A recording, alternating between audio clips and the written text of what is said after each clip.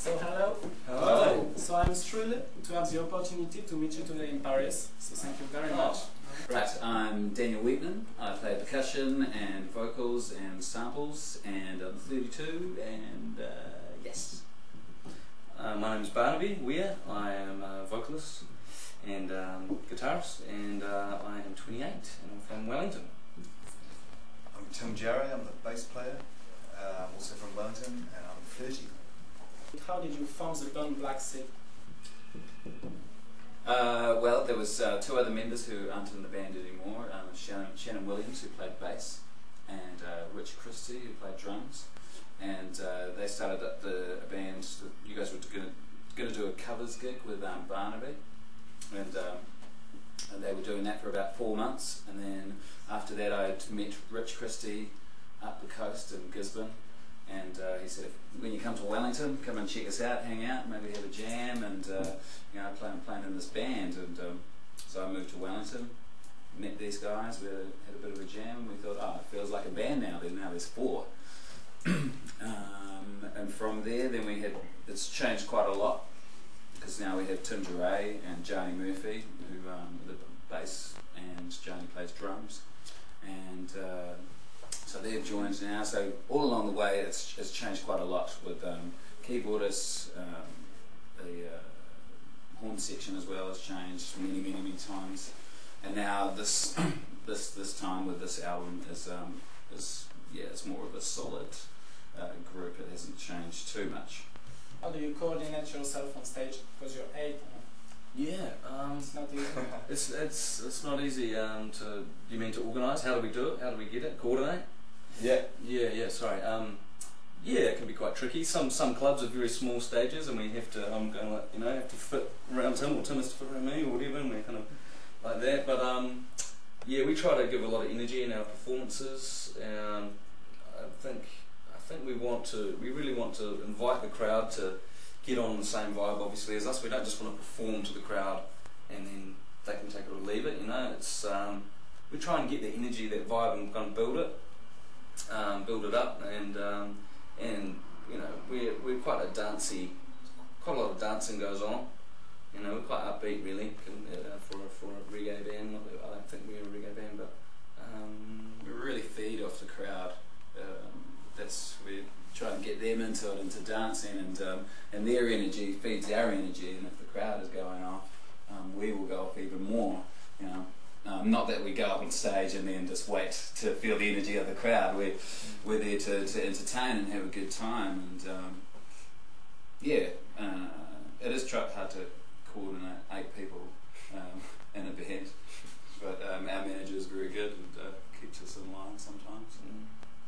Who really were the artists that inspired you?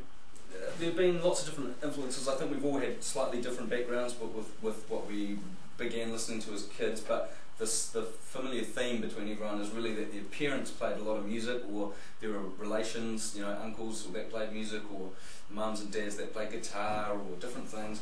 And for me, you know, some of my early influences was quite broad. I had an older brother who introduced me to like De La Soul, great, you know, hip hop when I was young, and also rock and roll, and you know, Guns N' Roses and all those things when I was like 10 or 11 years old and things like that. In terms of reggae, my brother did influence me a wee bit into the Mali scene, but some of the English dub sounds, the On You sound system, and Dub Syndicate, those kind of things coming through in the Massive Attack in the 90s started from, you know, for us, and definitely for me, but just, you know, to focus on to some of the more old school retro things that they were sampling for their music, and that they were copying and doing versions of some of these songs. So then just started experimenting and really trying to get in, you know, into the record crates, and listening to good radio shows, and looking for that retro, more of a retro sound. It was what was well, we were all getting into at the time. Yeah. Anything pre-80s kind of roots and soul and funk. So many artists. I mean, kind of went backwards from the 90s. Yeah, we got to the 90s. It was like, oh no, let's go back to the 70s. So that, you know, we're into our retro music. Not to say that we love modern music too. You know, I mean, you know, we listen to the new music that's coming out as well. To you know, we're interested in checking out. But but our vibe is one that's maybe centred in the or our inspiration is centred in all things kind of retro and groovy, like 60s, 70s dance music, and the guys who are playing music for people to dance to and have a good time to. So who are some names?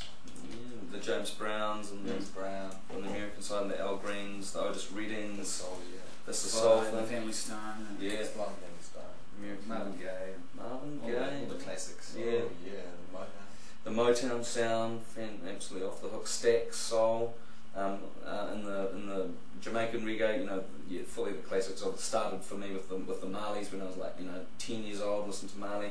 Jackie Mittoo for rhythm. Jackie Mittoo, Lee Scratch Perry, and Burning Spear, and those, so Congos. the Congos, great album, Heart of the Congos, yeah, amazing. So I think that as a group of people, even though we like a broad range of music, together we were inspired by Black American music and Jamaican music and ska and even English digi dubs and things like that, and English experimental music. Yeah, later on. For the sound for the band, not studying but listening to that sort of stuff, more that's the direction. And it's going even further back. One of the songs on the album, One by One, is like a ukulele kind of, what's that? It's a little with the country A music. little bit country, a little bit really old, sounds an old drum in there that, The ukulele sort of Pacific sound. That's going a long way back in Pacific, because the people in Pacific are amazing musicians, like amazing singers. They grow up singing their whole lives, and you get big choirs of Pacific gospel choirs that are amazing. Amazing. And very melodic, like so much harmony and melody, in some of the traditional Pacific Island songs. There's so much pure melody and harmony, that has, I think, affected us all without whether we know it or not. But definitely affected me. Like even when I was at school, the Pacific Island Club was a club at school. You have a chess club, tennis club. Well, there was the Pacific Island Cultural Club. So they do kapa haka and dance, traditional island dancing and contemporary island dancing and music. And so that you hear these. We live with Pacific Islanders. We are Pacific Islanders, and you pick up on this music. And so that's maybe the biggest influence that we didn't mention. Is actually where you live, which is in the South Pacific. We've been influenced by the cultures of Samoa, Fiji, Niue, Rarotonga, as much as our own American stuff. And It's in the Newton neighborhood that you record your latest album, Into the Dojo, as well as the two previous ones in the Billy Prado studio. Yeah. Does this help you to find your roots and the right vibe to come up with such a great reggae music? You need that? Yeah, it's having an engineer and a producer like Lee, because he was the live engineer from the beginning. He was a band member basically. Having someone like that, he set up his own studio, so it was his own world really, and it was kind of like to be able to record music that you could release yourself in a friend's studio. Ideal. Really helped the band and help create your own thing, because you're not going to some expensive studio that a label's putting the money for and going into their world. We're creating our own little thing going on. Without the pressure of a big label who's given us money, to make an album, we've always paid for the album ourselves, funded it ourselves. And a lot of amazing musicians also working out of that same studio. A lot of great bands have recorded albums in that studio for us in New Zealand. But there's some great music there, and a lot of it was happening around in the same place at the surgery. And the vibe that you were talking about as well, I was like, the place is not a very luxurious room, or the rooms are a budget. The rooms are quite damp and dark and not very nice. But that's why it's cool that the music is the opposite of that, and there's imagination there, and we feel at home there, and it's not somewhere you necessarily want to hang out, but it's definitely somewhere that you want to make music. And so we really appreciate the building. Also, for 15 years, it's been there's been practice rooms and other recording studios in that same building for many years. So even some early 90s rock and roll from bands like She Had, and a band called Head Like a Hole, and all these people that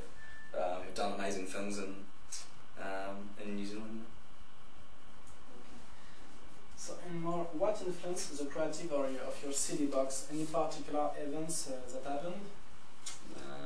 Yeah, there's some event, One Love on Bob Marley's birthday, on the, was it the 6th of February? Yeah. There's also Waitangi Day, which is it's quite a big story behind that, but Waitangi Day is when the Māori chiefs and the colonialists got together or try to come together as different peoples to jointly own New Zealand together, but that's a long story and it didn't really work out. But anyway, we celebrate Waitangi Day and we celebrate Bob Marley's birthday in Wellington on at this party called One Love, and it's a great kind of small reggae festival, although last year there were 20,000 people, which was great. We played there, and there's a lot of, Wellington's quite an artistic place, there's lots of concerts, there's good bands that tour, international bands that usually get to make it to Wellington. Hardly really compete to what's Could be going on in in Paris or something, you know. Oh, yeah. but it's lucky because they were at the bottom of the world and we still get some great artists coming there. Some people make the trek down to New Zealand and it's pretty... They're the big shows though, aren't they? Really? Yeah. The Bob Dylans or the David Bowies and those people. Although alternative people like the White Stripes, you know the White Stripes? Yes. Before they were big, they toured New Zealand for like 3 months and no one knew who they were. And they played, but now they don't come back. But then you got the Jazz Festival and the Fringe Festival, and that's great as well. many festivals, like small film book festivals, drama festivals, comedy festivals. So yeah, Wellington has a lot of great creative culture happening for a small city. It's got quite a lot. There's something every week. There's something. In your latest video, we can see the Earth getting destroyed. What do you think we should do to change things? What's your message? What's our message? What do you think? That song is the answer. That video for that song is the answer. And the answer isn't about what the answer is. We don't know what the answer is in a way. Yes. We don't know, but we in that song, I guess we suggest that we suggest that to take care of each other, to find that human spirit, the true nature of the human spirit, to love thy brother, not in a Christian way, in a real, just a human way, humane way. And I guess the message of that is, with the guidance of love, we shall find the answer to that question that you just asked. You know what I mean? So if we collectively can get together and open our hearts, maybe we will find together the answer to the solution to our problems. With a bit of human love and understanding for each other. Compassion. Yeah. So maybe that might sound quite grandiose, but it's a real way of putting a message across that's not saying anything too politically, specific. It's quite general, but I think it's a good message. Yeah. The release of your new album in New Zealand was a real success, and you do confirm through it your debut was full of promise. You are now an accomplished group starting a new tour. How many dates have you planned for this upcoming tour? In New Zealand or this European? Yes, in European. We're at the end of our European tour. We started 7 weeks ago, but we did, how many dates we did? Not that many this time. It was like 18, 28? I thought it was less this time. I thought it was more like 23 or something. 23, 24. Okay. Yeah, I'm not quite sure. That's a good number, 24. We'll say 230. No. We played. Where did we play? We played London. A couple of gigs in London. Yeah, Bournemouth. 3 times in Edinburgh. Cornwall, coast. Quite a few beach gigs. Bournemouth. Amsterdam. At the beach. 3 gigs in Berlin. 3 gigs in Berlin. Frankfurt. That's already 20. That's 20. Okay. So it is about 28. You're right. What did we do before? Oh, that was Berlin. Before we went on holiday. Yeah, right. So it's about 25, 23, 25. It's going really well. It's been amazing. Great Yeah. gigs. The people have been amazing everywhere. Really supportive. And loving the music and having a good dance, which is kind of what we strive to do. Every gig is like we want people to dance and have a really good time. Yeah. we're not, how some bands are quite cool, really cool. That's not our aim, is not to be the cool guys. Our aim is to slam the sound and to play something that will make you feel good and bring about a good vibe. And it's not really about where we're from or or even the message in the music is important, very important, but it's the overall message I think that we can achieve with the crowd, and they give us their energy as well, and then you have something special, you know. So yeah, live, I mean, we've only done 3 albums really in quite a long time, so we play a lot live, and that's where we kind of do our best work, I think, is generally a live show. Okay. And after the success of Into the Dojo, are you planning to collaborate with other artists? Yeah, I mean, whether or not the Black Seeds are going to collaborate with other artists might not happen, but as individual musicians, we're always collaborating with different bands and different recordings and different. I mean, I was really lucky in Holland and Amsterdam to meet these guys called Roots Club, who are actually a country roots band, not reggae at all.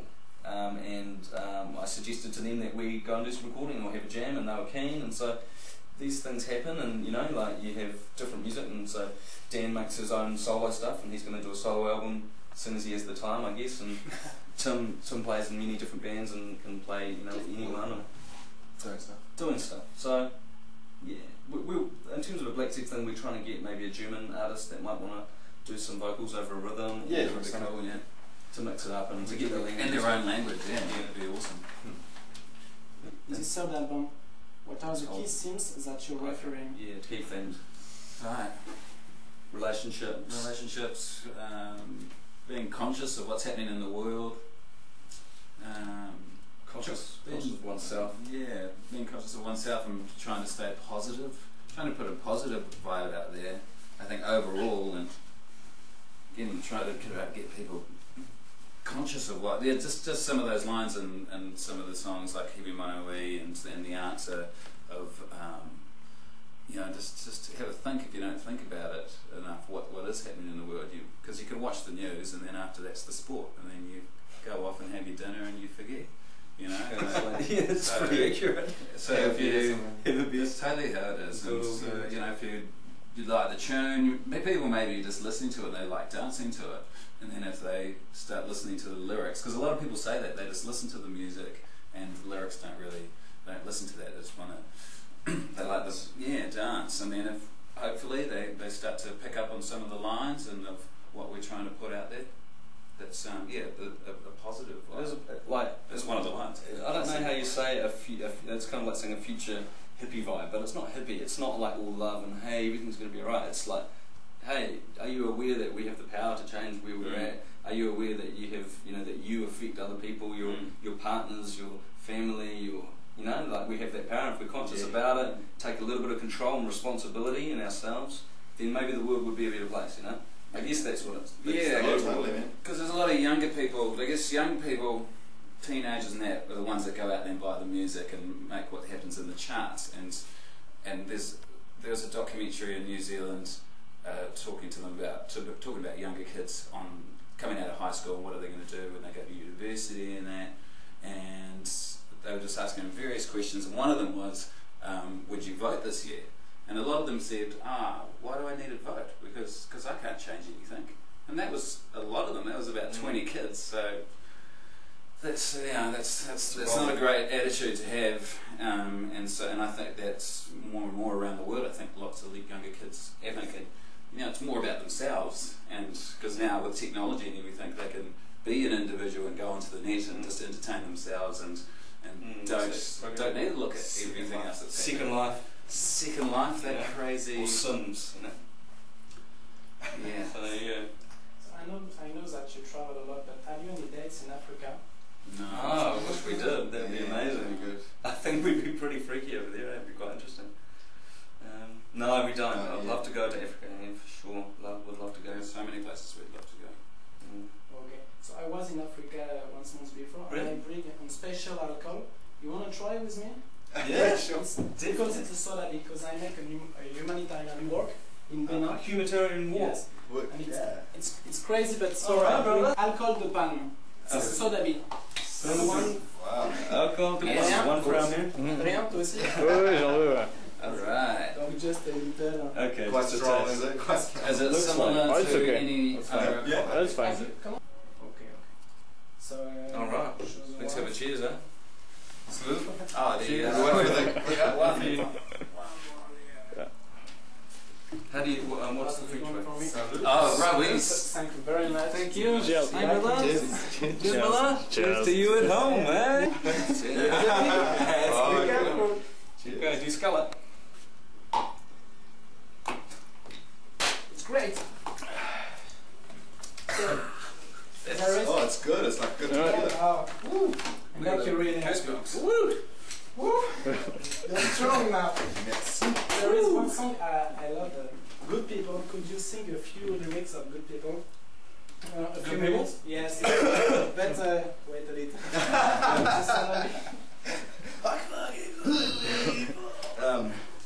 Good people, yeah. We haven't sung that for a Well, while. we have we're not. We all have a part to play to make a good night come together. Need more than just a ticket to make this party wicked. In a good venue the people want to come to, for this audience to listen. Got to have a sound system sound. Bring a smile even if you're tired. The only thing you need to take's a positive vibe, 'cause we're all a part of this musical experience. So just remember this. When good people get together, it creates a special feeling that we can give to others through the music we are making. Alright. Okay, thank you. Yeah, sure. Okay, so thank you very much. Yeah, no problem. Thank you. Brilliant. Merci. Respect. You know what?